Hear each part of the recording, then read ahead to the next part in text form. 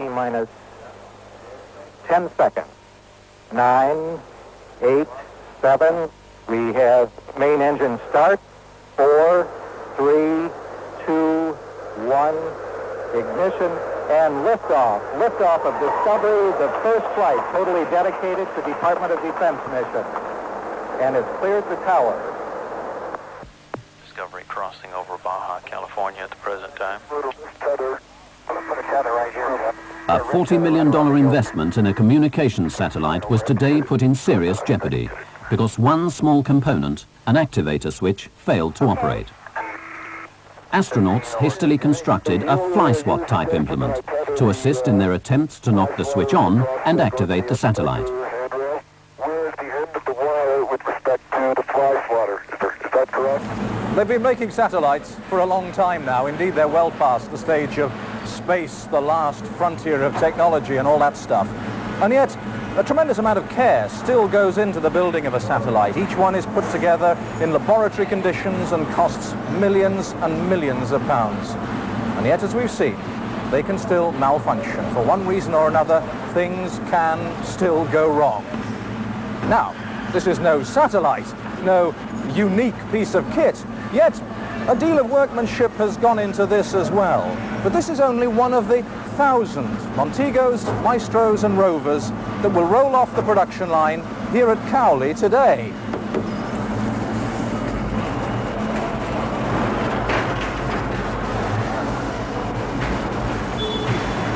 Another 1,250 Minis, Metros and Rover 200 series will leave Longbridge. In all, 2,250 Austin Rover cars coming off the line at a rate of 1 every 30 seconds. Here's one of their components, probably the humblest of them all, a simple bolt. Others, like the carburetor, the engine itself, of course, much more complicated. But strip them down into their individual bits and pieces, and there is an average of no less than 10,000 components in each and every car. Now, just work that out. 10,000 times 2,250 cars a day, that's approximately 22 million separate components assembled into complete, finished cars every working day of the year. Now, when you're talking about figures of that order of magnitude, it is astonishing that they all work perfectly when they're driven off the line. Well, nearly all of them. It is still an impressive achievement. But to be perfect in a highly sophisticated and very complicated manufacturing process like this, where one is having to work fast to keep down unit costs to remain competitive, to attain perfection all day and every day would be nothing short of a miracle, and nobody here claims to be wearing a halo. The fact that mistakes are sometimes made is one of the key reasons for the PDI, the pre-delivery inspection. Because the customer doesn't want to know about miracles. He's paid out hard cash, and he believes quite rightly that his car should work perfectly. No rattles, no squeaks, no wind noise from the moment he steps into it for the first time. That's why the pre-delivery inspection is so important, and that is down to you at the dealerships. The PDI provides you with a key opportunity to demonstrate your professionalism to your customers. It's part of the partnership between the manufacturer and the dealer to make sure that the customer's first impression of the car he's just bought is a good one, because first impressions count.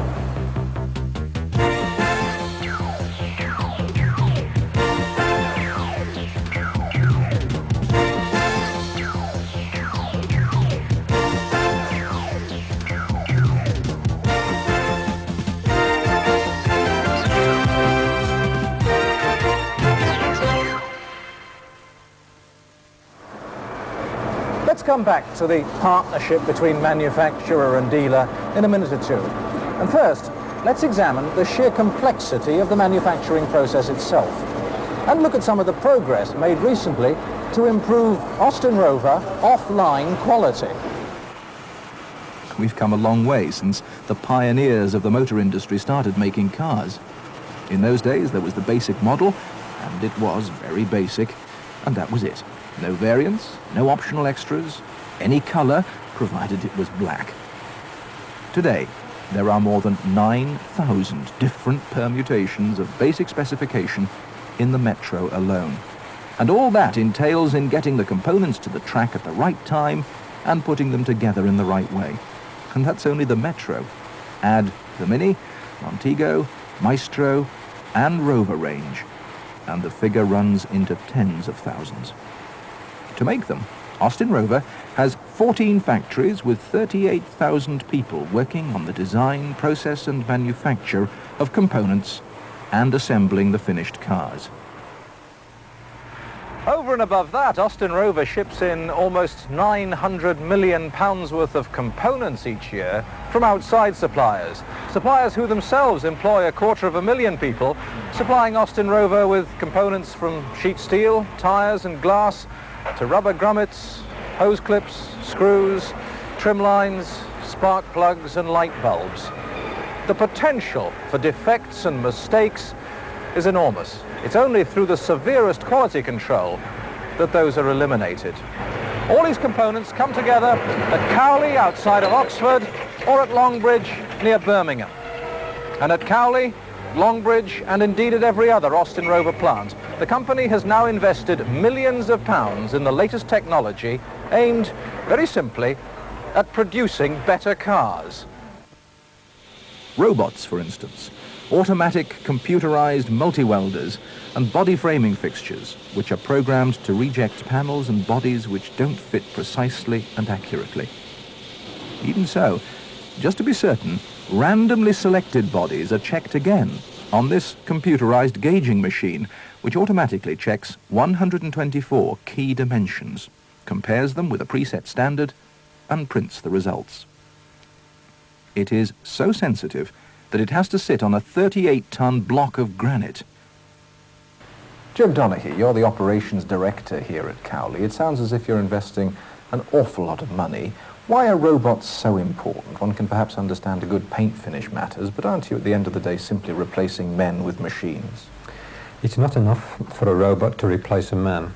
We use high technology equipment, such as robotics and automation, for the contribution they make to the product quality and customer satisfaction. Remember, the customer's king. Robots don't get tired, they don't get 1 degree under. They give us that essential ingredient, consistent, repeatable quality every time. We also use them for demanding and dirty jobs like spraying under seal. But the prime reason is to ensure a high quality product. The glazing robot, which fits the front and rear screens, is a good example of what Jim Donaghy is saying. 2 robots apply the adhesive. The amount and its exact location have been carefully calculated. The robot applies the right amount in the right place, time after time. It's certainly not a question of getting, well, more or less the right amount. Whoops, missed a bit there. Never mind, that doesn't matter. The point I'm making, of course, because I'm being exceedingly flippant, the fellows who do this job are highly skilled, is that however good the human is, the robot gets the right amount in the right place, time after time after time, with precision.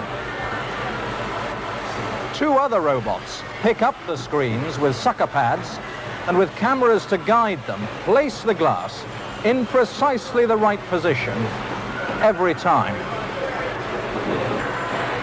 But there is still a lot of work robots can't do, where human skills and judgment are still very important, particularly on the trim and final assembly lines. Brian Preston is the foreman in charge of a team of 29, responsible for fitting the Montego interior trim. Yes, that's correct. I try to keep a picture in my mind of a customer getting into his new car for the first time. He spent a lot of money on it, and if he can look around and see that the trim is smooth, it's neat, with no creases or wrinkles, then he feels good and begins to know that his money's been well spent. It's not easy, because my blokes are doing this hour after hour and day after day. It's fiddly work, and we have to rely on every trim being made accurately down to the last millimetre. sometimes we do make mistakes. Everyone makes mistakes. But that's the reason we have quality control procedures, to pick up these errors. But even so, we're all human, and that's why I have to rely on the people at the dealership to help me out. And I think between us, I believe we can give our customers the high quality that they expect. Brian, thank you very much indeed. So here's a man trying to do a good job with your help. This is a piece of equipment which has been installed quite recently. It's a microcomputer which tests all the fascia wiring. It makes no less than 60 different checks. Impressive by any standard. But what it can't check for are rattles and squeaks. That's where you come in. Fascia rattle and squeak problems are gradually being eliminated by changes in design. But at the end of the day, it's the Pdi Road Test that provides the final check and the opportunity to get it right for the customer.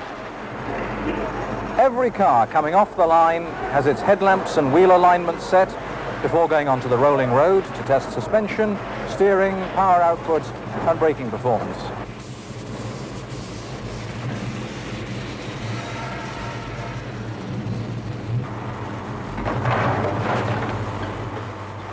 And finally, another computer tests all the electrical systems in the car.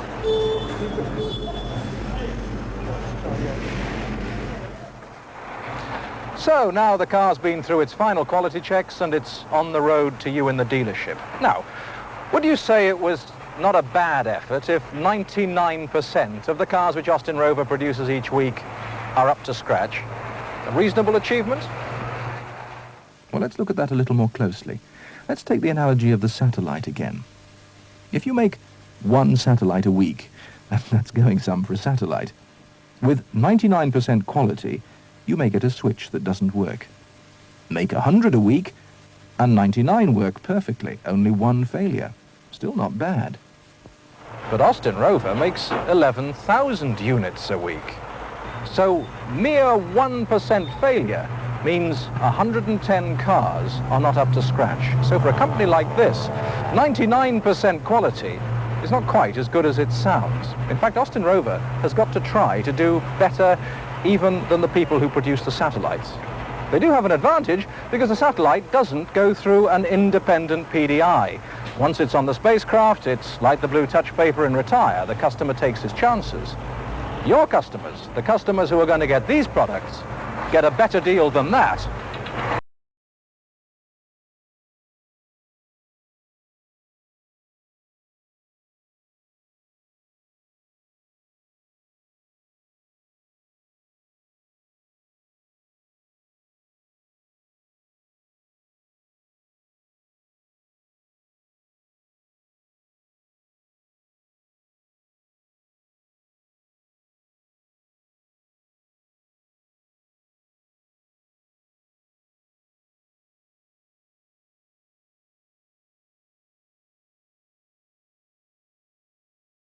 Just in your customer's interest, it's in your interest to make a thorough check of the car when it first arrives at the dealership and to make out a VCR, a vehicle condition report, and start the paperwork which will follow the car until it's finally handed over to the customer.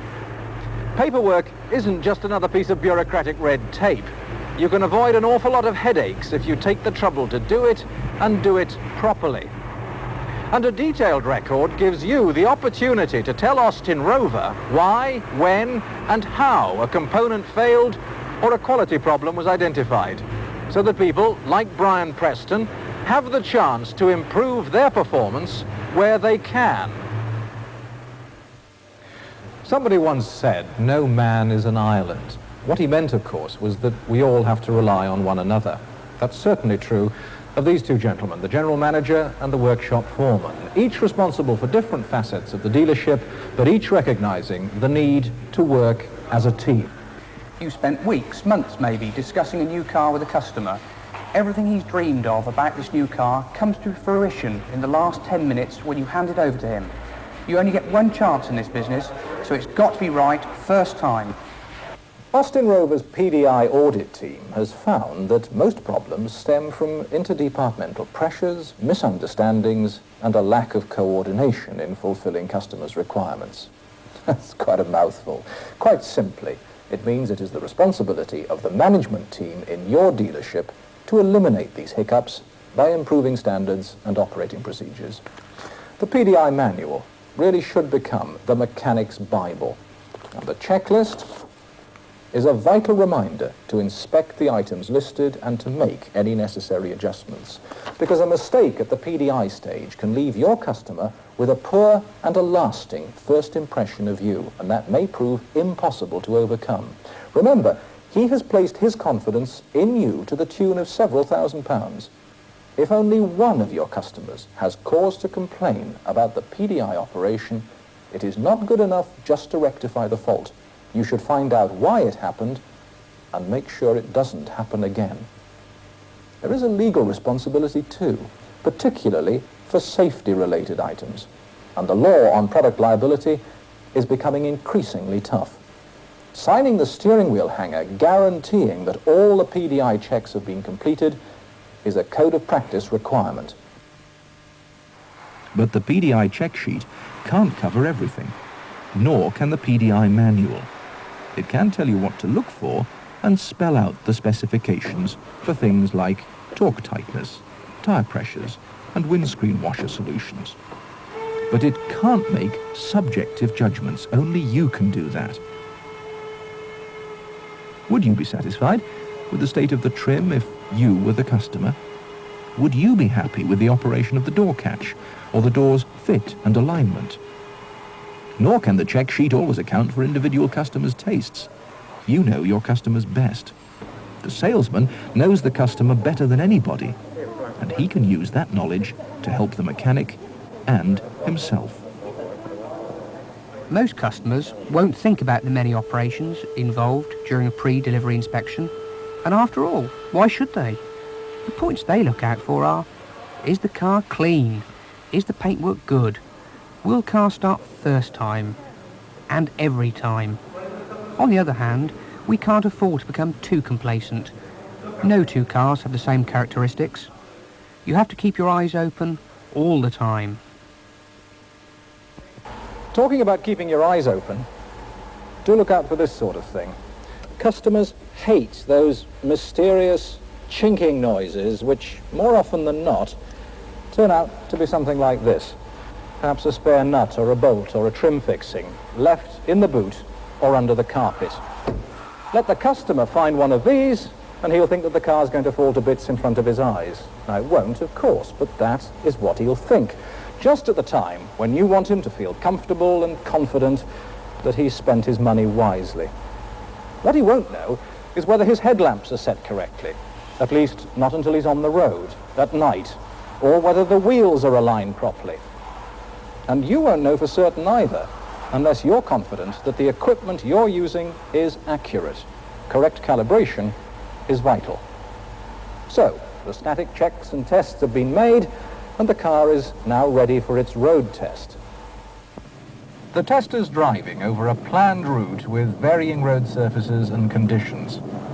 He's already found a slight interference problem with the radio reception and a rattle now and then somewhere in the fascia. He's decided that the radio interference, slight though it is unacceptable. If he can notice it, the chances are the customer will too. That little rattle has proved slightly more tricky to locate. In fact, it took a considerable time to find out where it was and put it right. In the end, it turned out to be one of those trim fixings. Now, he could have left that, hoping that the customer wouldn't have noticed it. And if the customer did, well, it could always be fixed on the after-sales service anyway. But that is not the way to keep a satisfied customer. And the first person who'd agree with that is this chap, the service receptionist. He is invariably the first to bear the brunt of any customer complaint.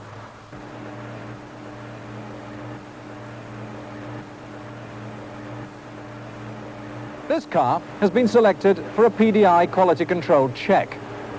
The member of staff who will conduct this particular check is one of a team responsible for quality control in the workshop. Depending on the size of the dealership The team will vary. It should, however, include the service manager and the workshop foreman. He knows, with the best will in the world, something could still go wrong, but with random inspections and good quality control, you are reducing the chances of that happening to an absolute minimum. And to assist you, Austin Rover produce PDI quality control check sheets.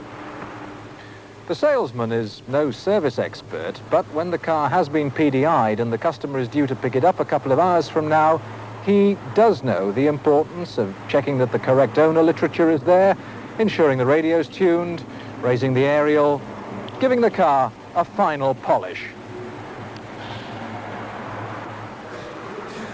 When the salesman hands the car over, he has to have absolute confidence in it. Like you, if you get things right, if the car looks good and it sounds good, then that can be the start of a business friendship which will pay dividends in the future, time after time. That relationship is sealed by introducing the customer to the service and parts department. After all, it's the service manager who'll be responsible for looking after the customer on future visits to the dealership. A letter or phone call from the salesman a few days later shows the customer you care. Now, if some problem has cropped up, you can nip it in the bud. Mind you, that's unlikely if you've all done your jobs well. But in any event, he'll appreciate your interest and it will make a good impression. And as we all know, first impressions count.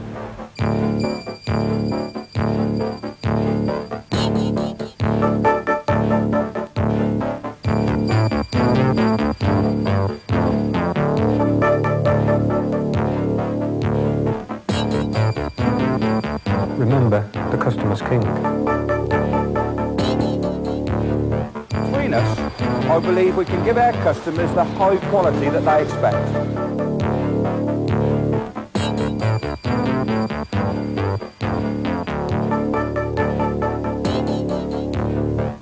You only get one chance in this business, so it's got to be right first time. The PDI manual really should become the mechanic's Bible.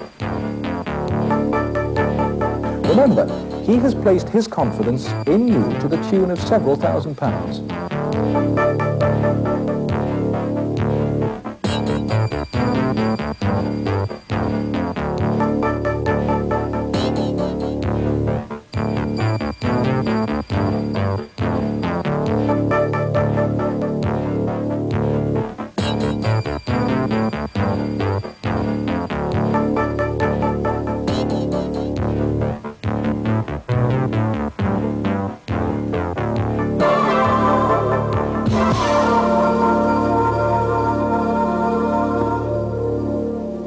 In contrast to the timescale needed to produce that one-off satellite that we started all this with, in the time that you've taken to watch this program, Austin Rover have produced all of these cars.